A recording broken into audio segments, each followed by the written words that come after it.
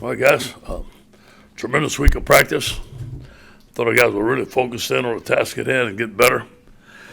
And some of the things that we identified on Monday that we didn't do well in the game, the coaches did a great job of motivating our team this week. We had a very spirited practice all week. We're getting a lot of our guys back, ready to go. Any questions?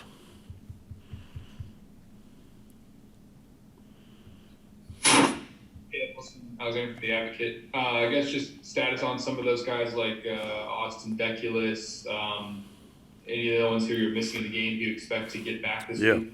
We're going Wilson. We're going to have Austin Deckers. We're going to have Chase High. We have our starting offensive line minus Cam Wire. So that's the first time we've had those guys for a while, and we're very pleased with that.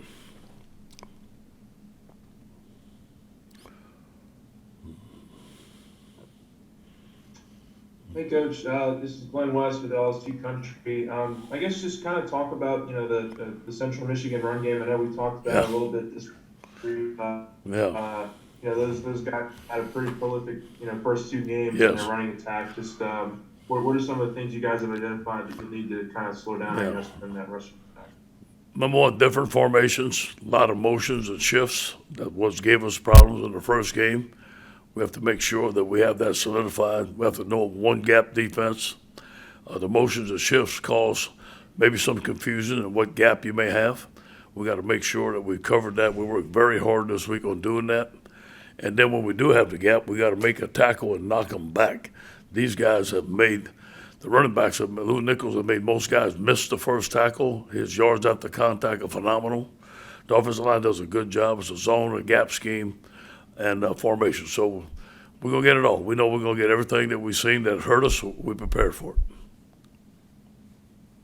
And when it comes to Cade York, this would maybe be something that isn't even really a possibility until way down the line. But is he the kind of kicker who could have the talent to go pro after 3 years? I do believe that, but obviously he has to kick off, and I think he can kick off. I think he has to do two things according to Coach Mack. But I do believe he has a bright future. But I felt the same about Cole. And Cole's not kicking right now. I think that anybody would want a great kicker, they can have him. But I think that with the limited roster, that you have to do two things. And I think Kate could do a great job kicking the ball off. Hey, Coach, this is William with Tiger Rag. How are you doing? Doing good. How you doing? Good, sir. A two-part question. The first one, I want to ask you, with Coach Pete's background, was he the guy maybe helping you bring that running back group along this week and will help with the rotation on Saturday?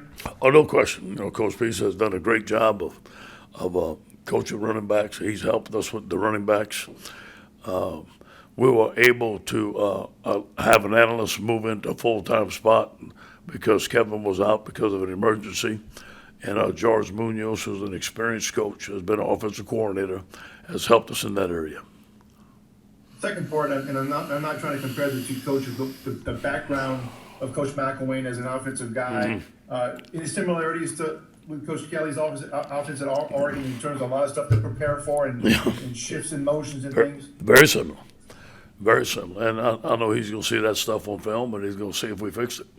So we've been practicing. And there's a lot of shifts and formations.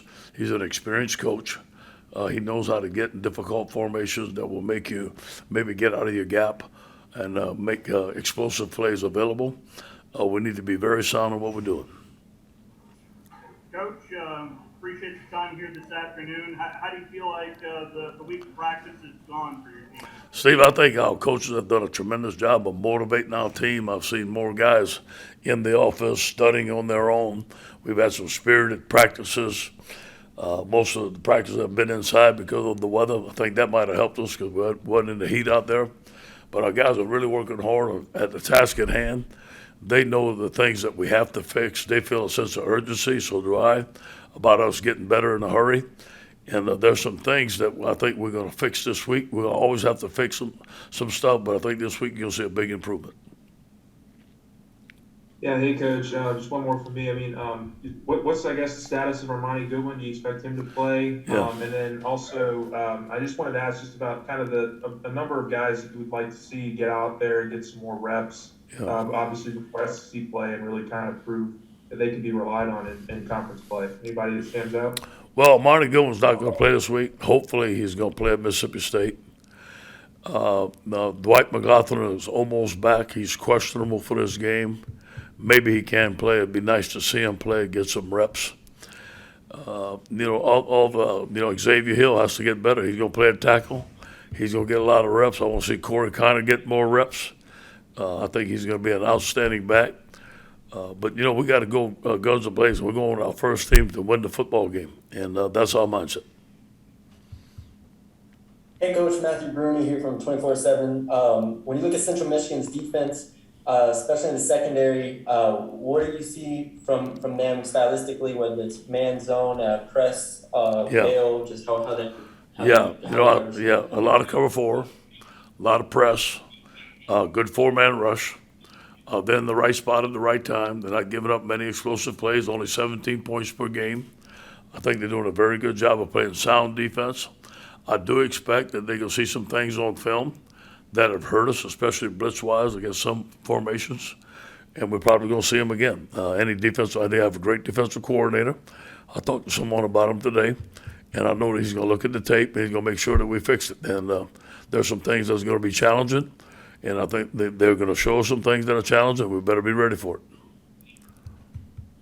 And obviously, tempo has sort of been a big word for y'all all week. Just how do you feel like y'all have done with that in practice the last couple of days? I think we made some improvement in it, and you're going to see it this week.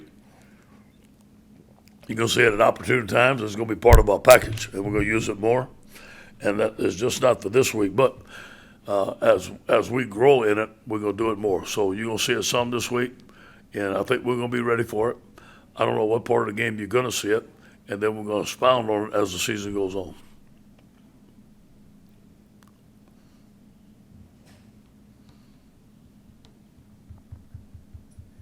Coach, can you have kind of a timetable on when you think Glenn Logan could return to play? Yeah, I think Glenn ran today for the first time. He's out of his boot. I would say, and I'm guessing, I think maybe 2 or 3 more weeks, and that's a guess.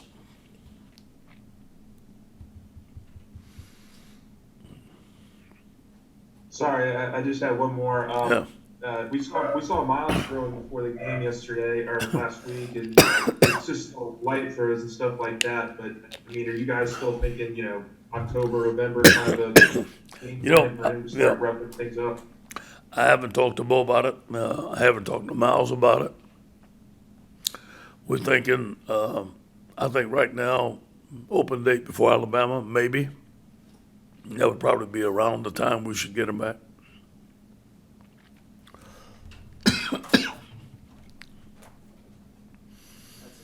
Anything else?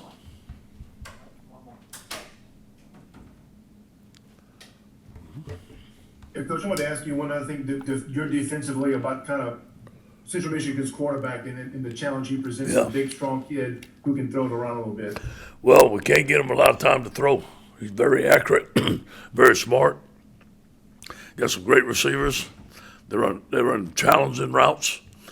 We're going to have to get to him with a 4-man rush and give him some pressure and keep him in the pocket. And that's going to be the key to the game. In the passing game is, can our corners cover man-to-man, which I think they can. Lock them up, lock up their best receivers, and get a great rush. That should be our plan most of the year.